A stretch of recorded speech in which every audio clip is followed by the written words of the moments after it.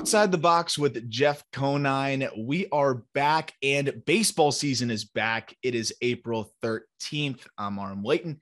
He is Jeff Conine, of course. And I mean, man, you've got a lot going on, Niner. You're in college baseball right now, but big league ball is back. And I'm very excited to talk to you about your opening day memories because, man, I didn't know if we were going to get an opening day this year. Yeah, it's been crazy. First of all, thanks for having me on again. Nice to be back. I have been super busy. Got a real job now with real responsibilities, which is something I'm not really used to. But yeah, it was very happy to see that MLB worked out their labor issues and got back on the field and without much of a delay, which is good. Abbreviated spring training, which as a player, I was very appreciative of when I had my abbreviated spring training in '95. I thought it was one of the best spring trainings ever. Just because 6 weeks is too long for us as position players. You basically come to spring training in shape nowadays. You've been working out all off season and you just want to kind of get some game time in. And, it's 30 games in spring training, which is way too many. And I think that spring we had 3.5 weeks to get ready. And I had one of my best years ever because, you walk into the season, you're fresh, you're ready to go. And I think that that's something they should look at, which will never happen. But I like the abbreviated spring training as a player. Would you say that's a general belief? I mean, I know players are so different, but if you could take a census, would you say most players felt that way? Because I did notice an overwhelming trend was in every interview, they're like, oh, do you feel like you got enough at-bats? They would ask a player, or do you feel like you got enough innings? I could understand from a pitcher, wanting to get a few more starts under your belt, but for a hitter, what? You need 20 ABs, 30 ABs, and you feel good? Or like, yeah, I think the general 30, consensus? Yeah. 30 or 40, but I would say general consensus would be everyone was in favor of an abbreviated spring training, except for possibly the starting pitchers. The starting pitchers have to get their arms ready. They need to see that live AB confrontation to kind of get ramped up and ready for the season. But for position players, I bet everybody was super happy this year. Well, speaking of pitchers, we're going to talk about building the best arsenal from guys you faced. I've been really excited about this because I'm just excited to see who you're going to pull out with each pitch. I think it's a really cool example to be able to show some of the most difficult pitches you had to face and go back down memory lane on some of these tough pitchers that had really unique stuff. But also I want to start with your best opening day memory in the spirit of the first week of baseball. You experienced opening day in a few different places, right? So you would have experienced it in Florida, Baltimore, Kansas City. And then where would the other opening day be? Cincinnati? Did you have it for the start? And Philadelphia? Was that a trade? Nope, that was the end of the season, and New York was the end of the season. So you got them all pretty much. So you have one in Baltimore, which makes sense. This is more because of the weather, but also I feel like opening day in Baltimore, and this is not to slight any other fan base. This is more just to prop up Baltimore. When you were playing there, was that the best opening day environment? Oh yeah. I mean, we're talking about the first opening day ever for the Florida Marlins was pretty spectacular as well. That kind of gets its own designation now, I think. Yeah, that's its own pedestal opening day for me because that was my first opening day. I'd only gotten called up 2 other times before that with the Royals, and one was a September call-up and another one was an August call-up. So the first opening day of your major league career is special. Nothing will beat that. But that one was even more special because of the circumstances with a new franchise and everything. So, but yeah, Florida, Kansas City, Baltimore, and the Reds are the 4 opening days that I had. And you had a snow story in Baltimore, right? Yeah, Baltimore, obviously the fan base there was pretty spectacular. We, when I started playing there in 1999, Cal Ripken was still on the team, and Brady Anderson and BJ Surhoff and Will Clark. I mean, we had a really star-studded lineup, and we probably averaged 40,000 a game during my first few years there in Baltimore. Wow. Tailed off a little bit at the end because Cal retired and we weren't that good, so not many people wanted to come watch. But Baltimore Camden Yards opening day is a pretty special moment, and this year, obviously it was a freezing cold day, which can be in the Northeast in April, and Most other opening days I had in Baltimore were beautiful, but this one certainly was odd because it was 30 some degrees and it clouded over, and we had a pretty intense snow shower come through the Baltimore area. And, I'm playing first base, and literally the flakes are so big, you can barely see what's going on at the plate. And they kept on playing, and the pitch came in, and it was Ellis Burks was at the plate, hits the ball. I heard contact. I saw a swing. I heard contact, but I didn't know where the ball was going because the snowflakes were so big. And I saw him running, so I knew it was in play. And then I'm just kind of looking around to see what was going on. And then finally our right fielder, Jay Gibbons, picks up a ball and tosses it in. And he's safe at first. There's a guy on third, and we don't know what the heck's going on. And Mike Hargrove, our manager, comes out there and goes, "What are you guys doing?" And he goes, "That was a foul ball." And they're like, "No, it wasn't. The ball was in fair territory. He picked it up and threw it." So sure enough, they let it stand because there's no replay back then, but replay from the cameras saw that it hit the railing on the stands and ricocheted back on the field. And nobody knew what had happened. I don't know. I guess Hargrove just happened to have a better vantage point because he was probably right on the line or close to it, trying to look at where it was going. But the umpires, they probably lost it too on the field. So it ricocheted off the railing, ricochets back in bounds. Jay Gibbons picks it up and throws it in, and he got credited with a single. And then right after that, we went into like about a 45-minute snow delay in Baltimore. So this is the crazy thing, because I've been reading a book about the old times in baseball and then the dead ball era, and how players used to, there was only one umpire. They would cut third base. Like they would run on the infield grass to cut third if the umpire was looking at a ball in the outfield, or a fielder's choice back then was a hit still. So I always think about it, and I'm like, how many hits or different plays shook out so much differently because of the rules? But then even on a more modern angle, I mean, like this wasn't that long ago, and because of no replay, how many plays do you think were altered, or like how many more hits or not hits or whatever through your playing days? How often do you think that happened without replay, where something was just objectively wrong and it's in the history books forever? Well, I like the human factor in umpiring and making calls. And hey, like I said, they're all humans and we're going to make mistakes once in a while. And I really can't, other than that one, there aren't too many plays that really stand out that were like just horrible, bad calls that changed the course of a game.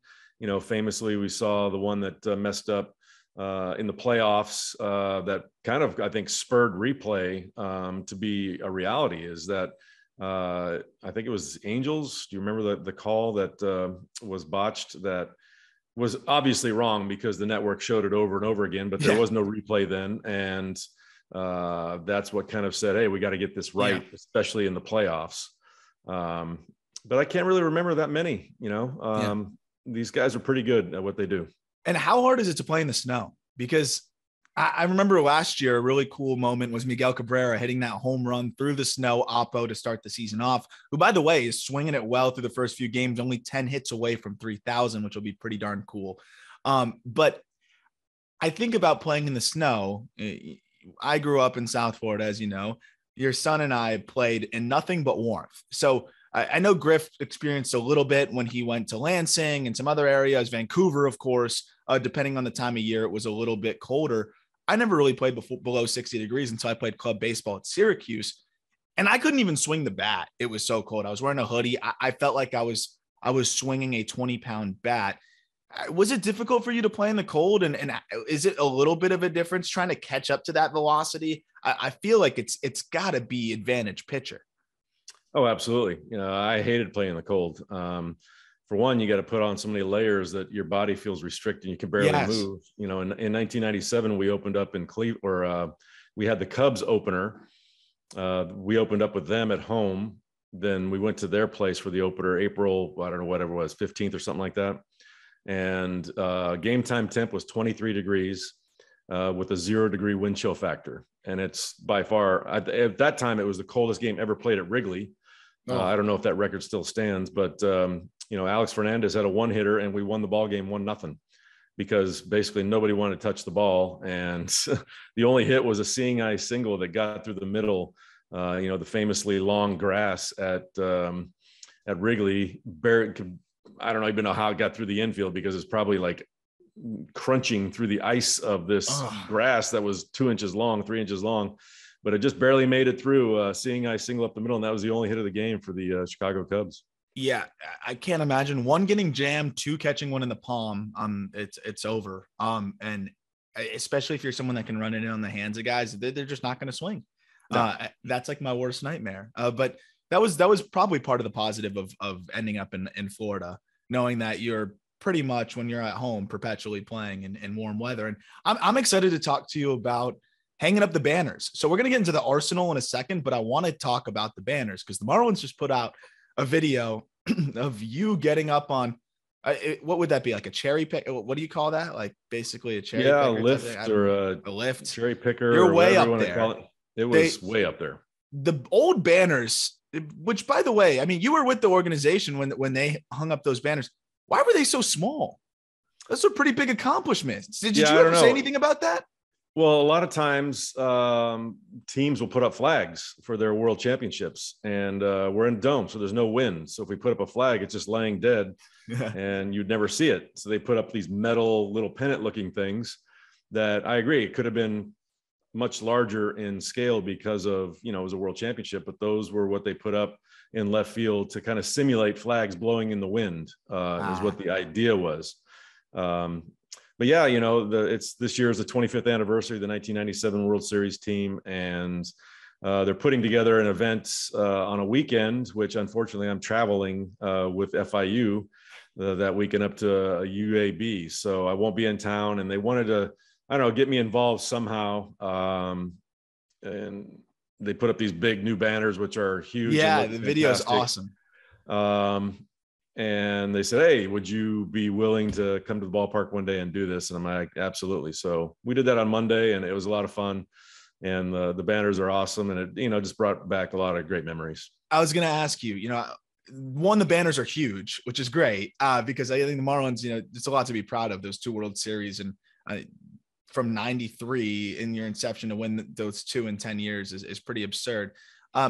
What was the feeling like getting up there and being able to, wear the teal again and hang that up? And I know it's not the stadium you wanted in, but it was a stadium that, you still spent a lot of time in. And then I feel like just seeing the teal, seeing 03, like 97 and 03 have to have like almost a magical number to you, right? Where, I mean, those are the 2 years where you win it. How many times have you said 2003? How many times have you said 1997? Not to mention your son was also born in 1997. So it just seems like an all around good year.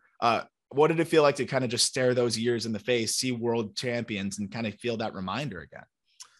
Well, for one, it's hard to believe it's been 25 years since that World Series title.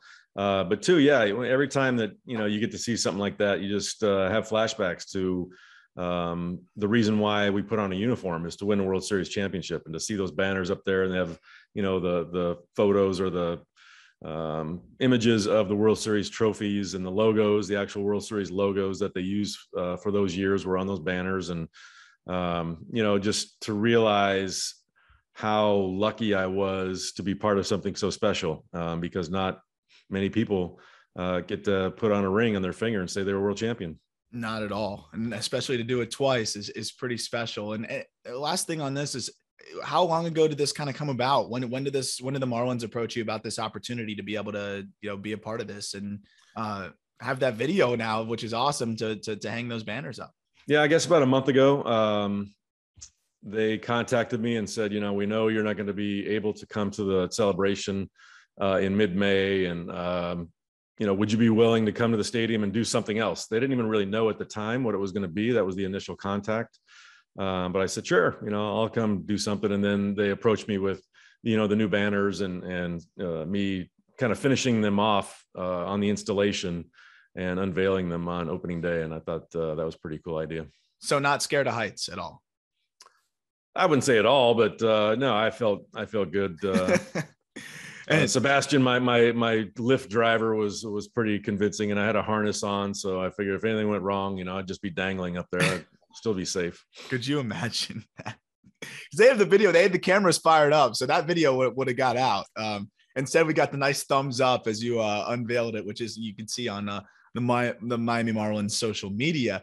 But let's get into this arsenal, because I have no idea what pitches you're going to bring out here. If a couple pitches that I'm thinking of don't make the cut, I definitely want to ask you about those at the end. And if you have any honorable mention pitches, feel free to throw those in there. But I guess let's just start with it. How many pitches is this arsenal that we're building? I didn't even think about that, because we could technically we could put a knuckleball in there. We could put a few other things in there. How many pitches are you going with here? I came up with probably, a couple from the left side, a couple from the right side. I did have some hives break out when I started thinking about knuckleball and Tim Wakefield, because that's my career lowest batting average against is Mr. Wakefield. So I got to throw that one in for just because, he's the one that gave me the most trouble in my entire career. So we'll lead off with that one. Tim Wakefield's knuckleball, for some reason, gave me fits. There are other knuckleballers that I faced in the past that I did pretty well against. Tom Candiotti and Sparks, was that his name, from Detroit. There's some other guys that didn't really phase me, and I had decent success, but for some reason, Wakefield just gave me nightmares. What is there something that you can really put into words about what made that knuckleball tougher? Was it just even more unpredictable? Like, what is the difference between a really good knuckleball and a pretty good knuckleball? Well, I think the thing with Wakefield too is he changed speeds a lot with it. Like, he'd throw you a 63-mile-an-hour knuckleball and then throw a 72-mile-an-hour knuckleball, and it's almost like fastball changeup when you see you're used to so slow, and then you see one 8 miles an hour faster. You're like, it kind of surprises you. And then every once in a while, he'd toss in an 82-mile-an-hour fastball, when he's behind the count, or even 0-2, and guys would be just frozen because it looked like 100. I was going to say, it probably looked like gas from there. Yeah. I mean, the guy could pitch. He pitched with a knuckleball rather than just throwing the knuckleball the same thing every time and relying on that movement to really, which was moving all over the place. He relied on changing speeds as well, which really kept hitters off balance. So fastball, speaking of, what was the best fastball you faced in your career in terms of just the most difficult to hit? Because I think a common misconception, and we see it really big in today's game, of course, velo reigns supreme, but even more so, we see fastballs that are harder to hit with a certain profile. And back then we didn't have, the spin rates and the induced vertical break and any of that, but guys were still naturally doing that. We just didn't really know what to call it or how to quantify it. There's certain fastballs that just look harder and stay on a line more than other fastballs. And I'm curious, is this more of a velo guy, more of a deception in profile guy, or a little bit of both? Just maybe the most devastating fastball ever to be thrown, and it's Mariana Rivera. I mean, we're talking about a guy that, basically built an entire career around one pitch. And there's nobody in the history of pitching that has done that as successfully as he has. And I think I've told you this story before, but, when the first time I faced him, guys are saying, I said, what does he got? What does he got? And they go, yeah, he throws a cutter. I'm like, all right, what else? He goes, no, that's it. He throws a cutter. I'm like, that's it. One pitch. That's all I have to look for. And, I got to Yankee Stadium, and just the ease of the delivery. And then after seeing the first one, I step out and I realized it's not a cutter. It was basically a 95-mile-an-hour slider. So he's throwing 95 with ease with that kind of break. And you realize that's why he only needs one pitch, because it was insane. It's crazy. And I'd love to see, I don't know, I'm sure we could probably find it somewhere. Someone quantified how many bats he broke, how many forests he's just devastated because of how built many houses with all the wood that he chopped down. I think that was one of the gifts, right? Someone gave him one of the teams gave him on his farewell tour, a rocking chair made of broken bats. Yeah. I thought that was just awesome. Was there a four-seamer that ever stood out to you? Because obviously the cut fastballs, that's the most devastating by far with Mariano. Was there ever a four-seamer that had just some type of profile that was just so tough to hit? You know what? I loved four-seamers. I didn't care really how hard anybody threw. I thought eventually I was going to catch up to one of them, because I like seeing that velo, especially the guys think they could throw it by you. I remember Bartolo Colon early in his career was a 98 mile an hour guy that you could tell when he was going to go with his max effort pitch, and it was always a four-seamer. And I didn't really mind facing that at all. But later on in his career, when he became a pitcher and started sinking it at 94, I thought he became much more difficult to face. But before then, four-seamers never really bothered me, so I didn't even put a four-seamer on my list. Interesting. That is really interesting. Because it's funny, four-seamers are like what everybody is trying to go after now in the top of the zone, but there are guys who crush them, who absolutely crush them. And it's a unique how every hitter has their different tendencies. So what is the breaking ball that you put in here? Well, I have to go, since I did with the cutter with Mariana Rivera, I did have to add in a sinker, which obviously is more difficult to hit for me anyway. And this guy probably had the best, maybe even rivaling Mariano on the other side of the plate, is Kevin Brown. Had one of the most devastating sinkers I've ever seen. I got to face him once when he was at Texas, but playing behind him and seeing what he carved up on the other way of the pitch, going the other way into a right-handed hitter, he had arguably two of the best years I've ever seen of starting pitcher. One year we couldn't score any runs for him. I think he was 16-10 with a 1.7 ERA for the entire season. And I'm telling you, his fastball was absolutely devastating. I'm pulling it up right now.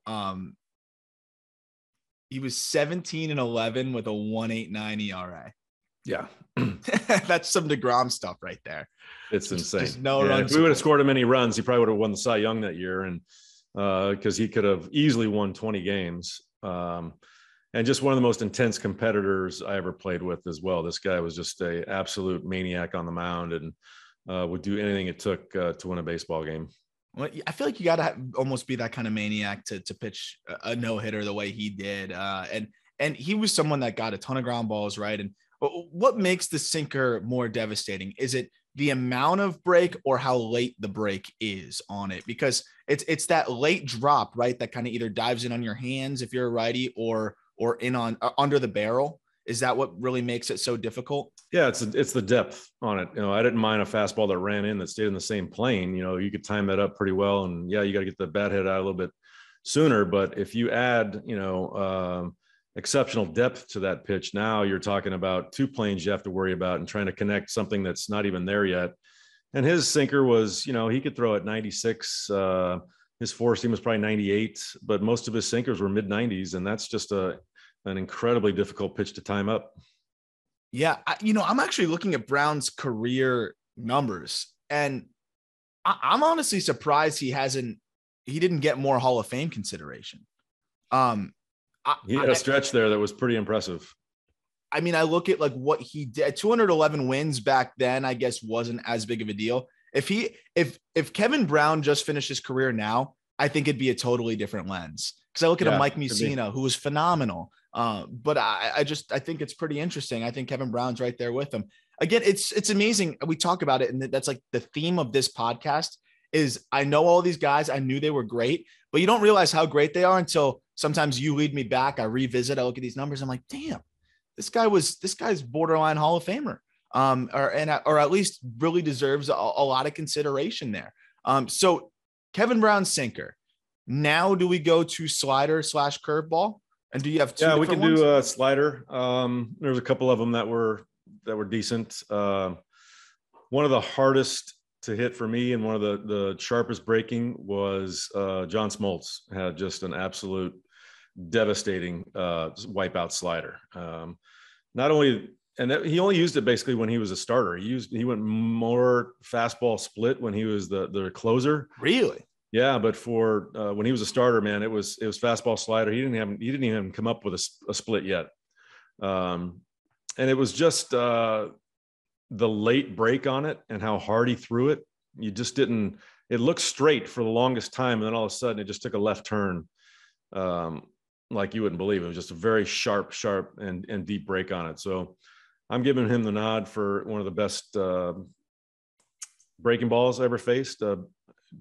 Honorable mention, I would say, curveball wise, Barry Zito had one of the best curveballs you're ever going to see. This thing was 12-6, like a legitimate 12-6 that had just a massive amount of break. I mean, you give up on it because it's at your letters, and they would drop in for a strike often, which it was crazy. It was a crazy pitch. I think we can go slider curve. That's a thing. Guys throw slider curve now. I mean, especially if it's 12-6 horizontal breaking slider. So I that's a specific one. That was one of mine that I had in my back pocket in case you didn't go to Barry Zito.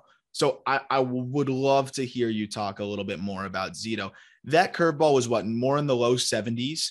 It was not hard at all. And, fastball, he liked to live up in the zone with the fastball. It was pretty straight. So he got a lot of fly ball outs with that fastball up in the zone. Then he'd come in with that curveball, which is almost in the same plane as that high fastball. And then, even though it was so much slower, the break on it was just sick. I don't know if you could pull up video of what it looks like from a TV camera, but it looks like it breaks 5 feet. Obviously, it doesn't break that much, but it broke a lot. And what was the difficulty? Was it just, okay, you see the pitch and trying to predict where it's going to finish and it ends up breaking more than that? Or registering that it's not the fastball up in the zone? Oh crap, it's the curveball and it's too late to adjust because your body's gone. Like what was the challenge? What made the pitch so good? I think because as it entered the strike zone, the downward tilt was so severe that it was hard to hit. You almost had to hit up on it to meet it because it was coming down so hard. So you're almost like popping up or rolling over. Yeah. It was just a hard pitch to, one, predict where it was going to end up, but two, to make solid contact because of the down angle was so sharp. And talk about a guy that at his peak was as good as anybody we've seen in the modern era. Like those couple seasons that he had where he won the Cy Young. I mean, he was as good as anybody. Health, some elbow issues kind of crept in and shortened things up for him, but he was incredibly dominant. One last thing on Smoltz before we move on to the next pitch.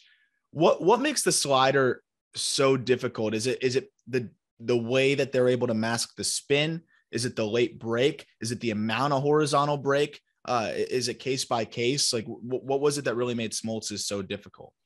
Well, all the above, obviously, but I think the main and most important thing is the deception. Like he made it look like a fastball out of his hand because it wasn't really, it was a hard slider. I'm going to say it's probably 86, 87 where he threw 95. So it's not terribly different. There wasn't a huge differential in speed.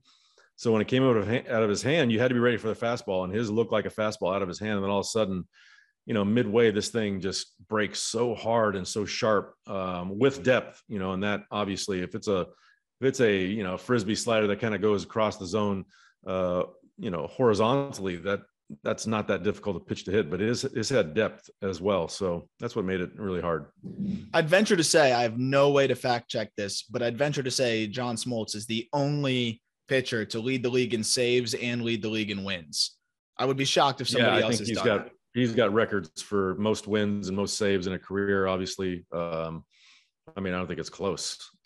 55 saves one year as a 35-year-old with the Braves in 2002, and then led the league in wins in 96 with 24 with the Braves, and then in 2006 with 16 as a 39-year-old, again, with the Braves. So pretty absurd. John Smoltz was a really, really, really darn good pitcher, and of course, a Hall of Famer. This is one I'm really excited about because I guess you could go with the Smoltz splitter here. Who's changeup? Trevor Hoffman. Trevor Hoffman it's the most devastating changeup, like what Mariano did with his cutter, Trevor did with his changeup. It was that good. And it was just a weird changeup too, because, a lot of changeups nowadays, you got the circle change and there's a lot of downward movement because he puts side spin on it with a really good arm action. That fade. His almost had fastball spin because the way he threw it was almost like he came off of his hand and produced backward spin. But the way he choked it off in his hand, it looked like a fastball coming in. It was literally 10 or 12 miles, 15 miles an hour slower. It was a very slow changeup. So was it like a palm ball? Yeah, I think so, because early in his career, I don't think people realize that Trevor Hoffman threw 95 miles an hour. He threw really hard. Then he had some shoulder issues, and at the end, he was throwing 85. He really wasn't a velo guy at all, but he made a reputation and a living on that changeup because people would look for it. He could throw 85 right by you. But even when you were looking for the changeup, it was so slow and the arm speed was so good, you'd swing right over it every time. So it just looked just like the fastball, and you can't It came the same plane, everything. Just like it looked, you swore it was a fastball, and you started your swing and it just never got there. Literally never got there because he very rarely missed up with it. It was always on that same plane, but it end up low. If you could take it, it'd probably be a ball most times. But man, he got more swings and misses off that pitch, I think, than maybe any pitch. Am I missing any other offerings? Is that everything? Oh, no. Well, there's a couple other pitches that, the Randy Johnson slider. We got to go from the left side now. Devastating pitches in maybe baseball history. I mean, this guy, so I think he's second all time in strikeouts and record holder in strikeouts in a season and Ks per 9 and all this stuff. There's a reason for that. Not only was he 6'10" and threw 98, but that slider is probably the single best breaking ball from a lefty maybe ever. And even to righties, it was just impossible. He back-footed to you, and it had depth as well, and threw it hard. And you're geared up for 98, and he'd throw that 88 down at your back foot. Man, it was a late sharp breaker as well, kind of like Smoltz, but from the left side, but even harder. And with a weird arm angle, you have that really far out 3/4 arm angle that, man, when he threw that down and in, that was brutal. Did everything look like it was coming in the other batter's box? Yeah, from that pretty release much. Point? Yeah, because, he came out, when you stride at 6'10" and release the ball, you're 50 some feet away, 60 feet, 6 inches is the rubber. But with that kind of wingspan and that kind of, stride length, he's probably 52 feet when he releases the ball. And it's getting on you in a hurry.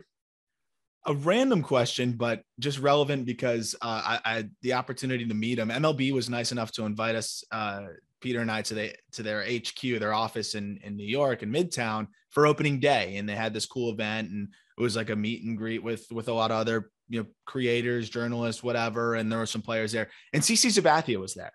And he is a huge dude, but also in great shape, like slimmed down, has been really proud of. Crazy shape right now. His kid plays in some of these travel teams that we scouted during the off season for FIU. And I saw him and I'm like, holy cow, man. He looks slimmed like down pitch. And he's jacked right now. He is in crazy shape and good for him. And I the first thing I said to him was I just appreciated the story that he shared about his battle with alcohol and while he was playing. And that was an HBO documentary that I thought was really, really well done. But the other thing, once we got past that, when we were talking baseball, the cutter is what extended his career, but he was somebody that went fastball, crazy extension, gets on you in half a second. Did you ever face Cece Sabathia? Because he came up in 2001 with Cleveland. Yeah, he gave up. I'm the first home run he ever gave up. No way. I believe, yeah. That's hilarious. See, I had no idea. People be like, "Oh, Arm just teed Niner up for that one." Like, no, I had no clue.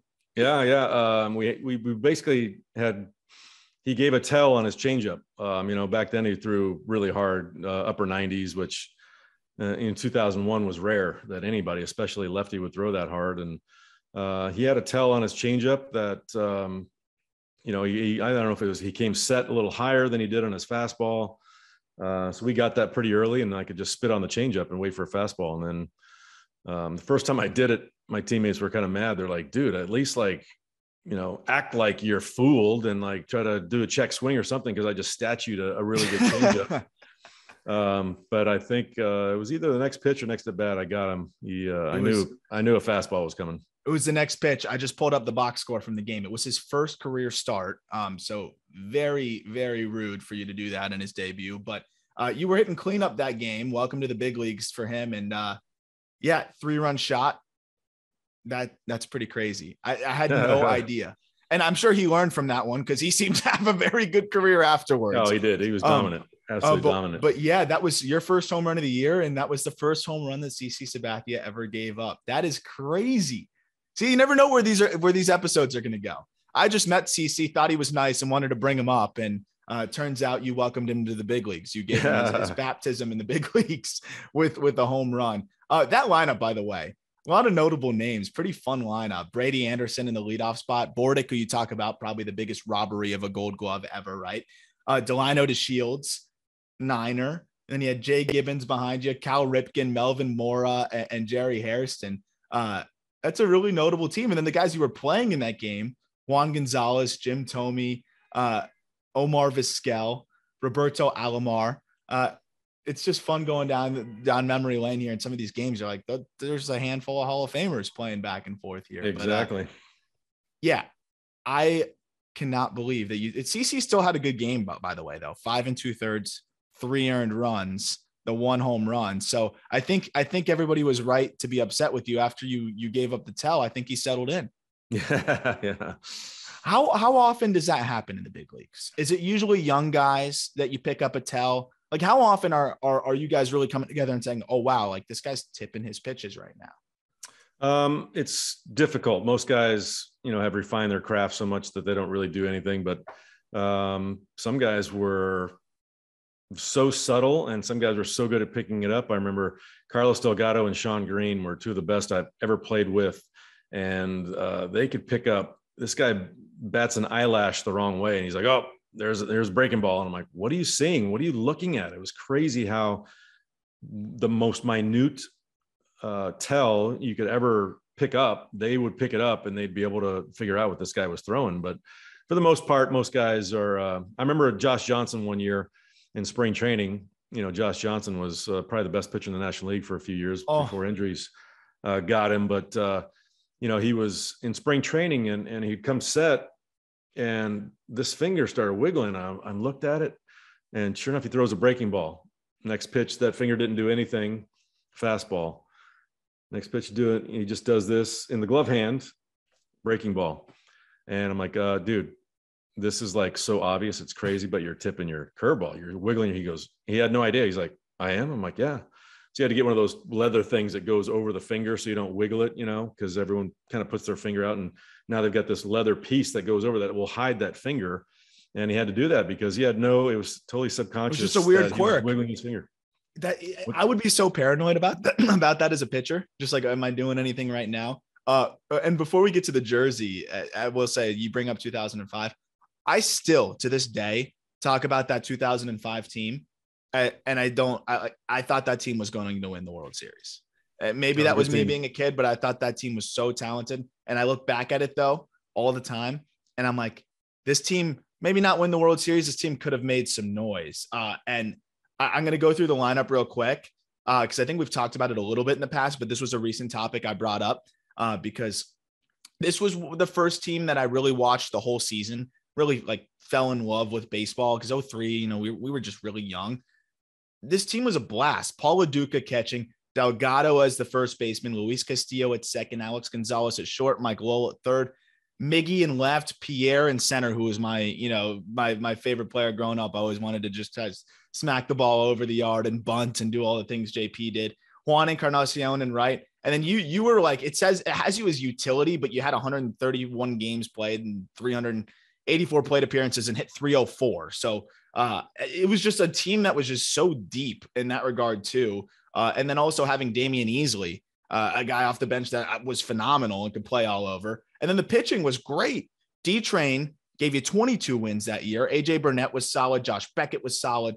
It tailed off a little bit, but Jason Vargas was good as a rookie in limited action. And Brian Moeller anchored the back of the rotation. And then your guy, Todd Jones, who I know you have like some funny stories with, by all accounts, an awesome guy, was nasty in the back end of the bullpen, but I think the rest of the bullpen was a little bit shaky. Was that what did the Marlins in? Like, that team was insane. Yeah, we had a great team, really good team. And I had shoulder surgery that off season. And that's why I had limited at bats.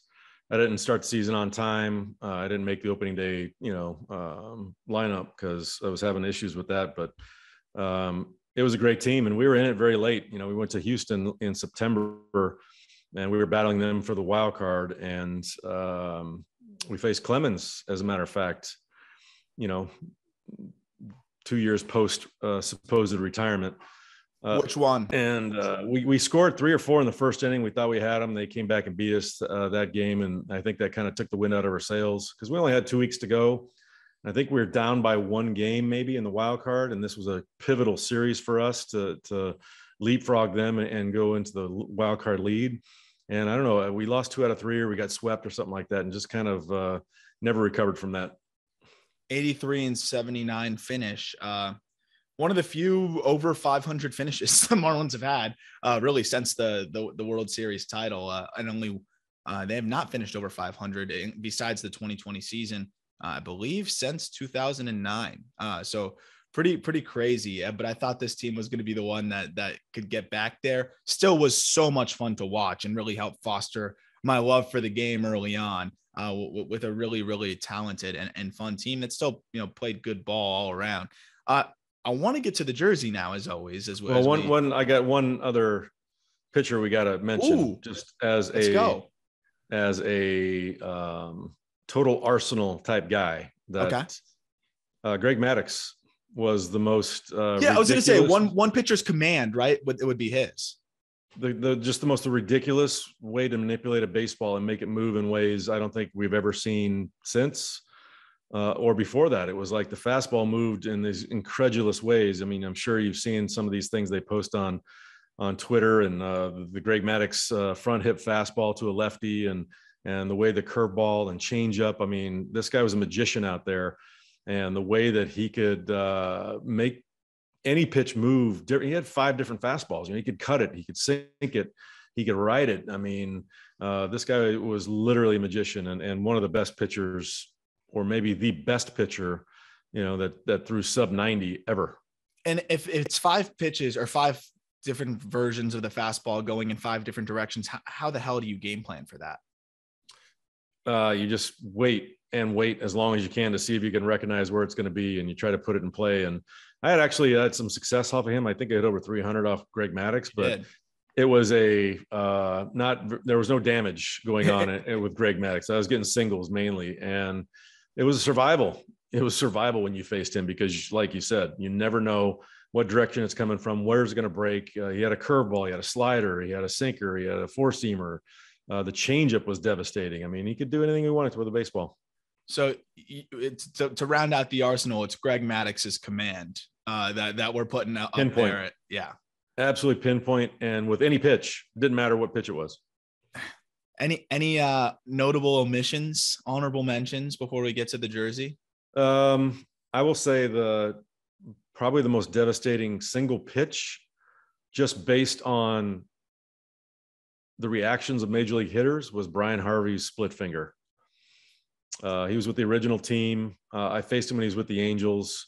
Straight over the top guy, threw 95, but he had a split finger that he threw from straight over the top, just like his fastball, that dove out of the zone. It just never made it to the plate. And guys would swing at that pitch every single time. It was crazy how many swings and misses on balls he would get from that single pitch. And I think, that year we won 64 games, and he saved 46 of them, which is the highest percentage of saves of a team's wins in the history of the game. I think that still stands. But just the single most, he could embarrass hitters more than any other single pitch that I ever saw. He finished 14th in MVP voting that year because on a 64-98 win team as a closer. And finished 8th in Cy Young voting. It's pretty awesome. So what was it? Injuries that kind of cut him short? Yep. He got injured that next year and never really came back to the form he was before. It's purely speculative, but I feel like splitters just have to have a different level of stress on your elbow. And there's been theories on it. No one's really been able to corroborate that. But I feel like you just see this nosedive with a lot of guys with splitters. And I almost play around with my hand, and I feel that you can almost feel your elbow tense up a little bit. It's the nastiest pitch, but I think there's a reason why not everybody throws it. It seems like it's a lot of strain there. Would you feel it was that in way? vogue there for a while. Mike Scott with the Astros made it famous. Was it Craig, the pitching coach for San Francisco, taught him that splitter? Yep. And everyone got in the splitter. All of a sudden, everyone's throwing splitters. And I didn't like it because it was a devastating pitch, but I'm glad there was some negatives to it, because nobody – after probably 5 or 6 year stretch, people stopped throwing it because I think it was really hard on their elbow. Well, that's what makes Ohtani so good now too, is we're seeing some of these players, especially those that come from Japan, come and bring that splits over there. Yeah. Bring that splitter back over. And it's devastating. Hideo Nomo had a devastating split. He threw that split and He no-hit us in Baltimore one time. So I was on the receiving end of that thing quite a bit. It's one of those where when that pitch is on, you almost know it's going to be hard to get a hit, right? Like you can almost tell. I feel like when a splitter guy is on, it's going to be a problem. But the thing is, sometimes those pitches aren't working, and those guys get blown up sometimes. And you see it with Tanaka when he was here. Well, if you get it elevated and there's not much movement on it, it's like a hanging changeup, but harder than a changeup. It's only 3-4 miles an hour off a fastball, and when it's elevated and it's got a little movement, it's going to get crushed. So let's get to the jersey to wrap up here. It's D-backs. I can tell. Tis. That's one of my favorite jerseys, by the way. It's so again, for those watching on YouTube, you can see it. Obviously, if you are listening, it's was that their home jersey with was it like purple pinstripes? It's not quite teal. Is it like aqua color with purple? And it's really funny that you picked this jersey because MLB was nice enough when we went to the HQ, they gave us a gift card to the store downstairs that expired that day. So we're like, all right, we're going downstairs. So I'm going and I'm looking at hats, and that logo stood out to me. And I was like, this is a really cool logo. It's a shame the D-backs are going to lose 100 games because this is a really cool logo. This team has cool stuff. And here you are picking that same jersey. What made you pick it before we get to the player? Just is there any theme behind it, or you just like this jersey? Like, I'm pulling this one out today. I just like the jersey, and I'm just trying to mix it up for you. Luis Gonzalez. Good guess, but wrong. Underrated Marlin, by the way, at like 42 years old. He played for the Fish. I played against him my whole minor league career. It kind of came up at the same time together, and just an awesome dude. Really enjoyed playing against him, and we did a couple events here or there together, and just a really good leader. Talk about big time juice. 57 bombs in 2001. Ball flies in Arizona, but I mean, he also hit 325 that season. And this is the craziest thing. 325, 429, 688 slash line that year, finished third in MVP voting in 2001. Crazy. It's like, what did you have to do back then to win an MVP? It's crazy. Well, Bonds hit 73 that year, so that doesn't help. Okay, it's not Luis Gonzalez. Eric Gagne. No, he never played for the D-backs. Never mind. No, hold on. Schilling. Nope. Good. I wanted to get that one out of the way. Well, Gagne was a guy I was going to ask you about, but yeah, he didn't even play for the D-backs. That was a bad guess. Position. Pitcher. Oh, Randy Johnson. Randy Johnson. Yeah. This is a layup. Overthought that one. That was a layup. Ooh, that is an insane jersey. I feel like I say that every time, but that is an insane jersey. So Randy in those colors, what is it? The name blue and then the number is purple on the back. Let me see again. The name is blue, number is purple. What are your honest thoughts on that jersey before we get a little bit more into Randy? Cool. Super cool jersey. I love these uniforms. I think I don't know with you sometimes because you're old school. So you probably hate these City Connect jerseys, I assume. The what? Have you seen the City Connect jerseys that the teams have been? Oh, you don't want to see those. We'll save that. We'll save that for next episode. You're going to hate them. They're ridiculous. The Astros just pulled out these Space City jerseys. A whole different topic. But anyways, we talked a little bit about Randy, but we didn't get too deep into it. And I assume that's because you knew you had this on the back burner here. Randy Johnson didn't really dominate until he was, 27, 28 years old with Seattle, right? And when he first came up, he led the league in walks 3 straight years. How scary was that? Very scary. He did not know where it was going. One of my first starts in the big leagues was because of Randy Johnson, because George Brett had Randy Johnson-itis that day. Did not want to face him because he was just new to the Mariners. And like you said, that might've been one of the years he led the league in walks, had no idea where it was going. And, he threw 100. So that was a scary at bat for a rookie, getting in the box, facing that guy. Led the league in hit by pitches also with 18 and 16 back-to-back years, hit over 100 or hit 190 batters. But I mean, on the positive side, he led the league in strikeouts. What was, I believe, 10 times. He struck out nearly 5,000 batters. 4,875, 100 complete games, 4,135 innings. When did you get that jersey from him? I would assume it would have been relatively later. They came and played us interleague No, not interleague. They played us late. I was probably between 03 and 05 when the Diamondbacks came to town, and I asked him if he'd sign it, and he did. How the hell did he pitch at 45 years old? I always look at these guys, and I mean, like you played later than most, and I just try to imagine being on a mound every fifth day. I mean, at 44 years old, he threw 184 innings for Arizona. I mean, which today is like that would put him in the top 15 in the league. Starter. Yeah. Well, how about Waino? Waino looks great again. Waino could probably pitch till he's 50 if he wanted to. Crazy. Guy knows how to pitch. Final thoughts on what I think is probably one of the best lefties to ever play. Where do you think he stacks up, Randy Johnson, in terms of against in the modern era? You know, I don't like comparing him to like Cy Young. I think that's, or like Christy Mathewson. Like, what's the point of doing that? In the modern era, where does he stack up with any other southpaw? Southpaw? You'd be hard pressed to find a better one in my book.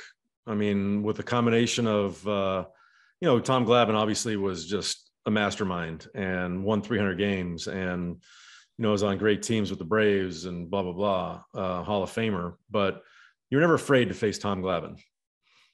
You knew you're going to have a tough time. You knew it was going to be frustrating. You knew you're probably going to get you out, but you were never afraid of Tom Glavine. You put the fear factor of Randy Johnson in throwing the way he did with that slider. He's one of the toughest lefties I've ever faced. And I can't even think of one that would be ranked above him in his career. I'm with you. That's number one guy I would not want to face without a doubt. To wrap up, you have a 3-game set starting tomorrow at FIU. You're hosting number 11, Southern Miss. Number 11. I'm shocked that they're number 11. 2.88 team ERA. Oh, so they pitch. They pitch. I see Southern Miss. I assume that they just have a bunch of big burly mashers. I'm not expecting a team that pitches. They've got a fairly decent lineup. There's only, I think, 2 or 3 guys hitting over 300. Spread out power wise, but they can pitch. That's how they're winning, is their pitching is very, very good. Well, hopefully FIU can snag 2 out of 3 there, just coming off of a win against Western Kentucky. That was in Bowling Green. Just baseball undershirt. There we go. There we go. I appreciate that. Some swag. Let's go. And we're going to have some more merch coming out soon with some updated design, which we will obviously send your way. That'll do it for today's episode. Best of luck in this 3-game set. That's the best combination, by the way. A Randy Johnson throwback jersey with the Just Baseball undershirt is perfect. It's absolutely doesn't get any better than that, does it? No, it does not. And it doesn't get better than this episode. This was a blast. I think next time we can do building your best position player with a tool from each player. Obviously, we're going to take your hit tool, and then everything else we'll pick from other players. Right. Yeah. We'll take your mental approach to the game. And then we'll take tools from everybody else. How about that? All right. I'll go with that. We'll talk to you hopefully next week as we start to settle in a little bit more. College baseball season is winding down a little bit. I think 1 more month. And then you'll probably have a little bit more time and I'll be more settled in, because now we know the lockout is over and baseball season is starting and we can actually settle into a little bit more structure. But as always, I love doing these episodes with you. I'm excited to get on the position player side of things next time. And hopefully we'll be talking about a sweep upset of Southern Miss. That would be very nice to report. Thanks, Jeff. All right. Thanks, Arm.